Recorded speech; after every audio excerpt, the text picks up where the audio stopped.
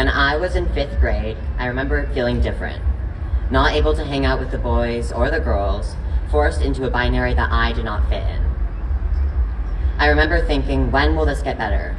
When will I be able to live freely even though I live in a safe home with loving and supportive people surrounding me and caring for me? I have not yet been able to truly live freely. In elementary school, I had to deal with not fitting in with my classmates and not fitting in with what my classmates would assign to male and female identities, and teachers not knowing what to do with me. In middle school, I dealt with mental health issues that were a product of not being comfortable being my true self and being teased for pieces of my identity that felt authentic to me. And even now, in high school, I face challenges with being dead named in class, not being able to go to the restroom at school because there's not equitable access to gender-neutral bathrooms, and having to educate a large amount of my teachers on how to support me and other students in gender-affirming and queer-affirming ways. Even though I did not fit in then, and I continue to not fit in now, I will continue to be myself, and that is one thing I will always do. I fight every day for the right to be able to live in a world that often feels is not meant for me. But I am not waiting for the world to catch up to me. I am my own human, and I strive to live every day to my queer fullest and make a difference in the world. In sight of all of the legislation happening around us, it is vital to me as a queer student, I am able to see myself represented in daily life, from teachers to media.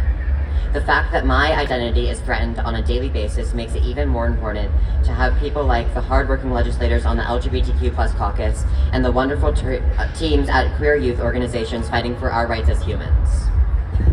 Now in the height of anti-queer legislation, such as Florida's Don't Say Gay bill, the Texas Attorney General's and governor's actions attempting to criminalize gender-affirming healthcare for children as a form of child abuse, and the banning of drag shows for minors in Texas, I feel grateful that I was lucky enough to be born in Colorado, a state that, despite its bumpy past, is now recognized as a leader in LGBTQ+ civil rights.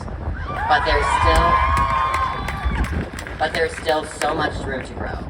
I have friends and peers that are not able to live freely and openly because they are not in a nurturing environment and it's not safe for them to be themselves. I am lucky in the fact that I have a supportive community that has been able to affirm my identity and give me the voice that lets me advocate for my and others' rights. Thanks to people like me that are able to use their voices and the adults that support them, I have hope for the future, that we'll be able to live in a world that is not saying we are not valid as people. In the height of all the hate in the world, I found myself asking if it would be easier if I conformed to an identity that would be more widely accepted by the world. If I would be better received by the world if I changed to comfort others. But then I realized it's more important that I am myself and happy than make the change to make closed-minded people more happy. All we want and need are safe spaces where we can be our authentic selves. So I leave you with this. Educate yourself on how to be a better ally or mentor for the next generation, because it's the future we build today that creates a better tomorrow.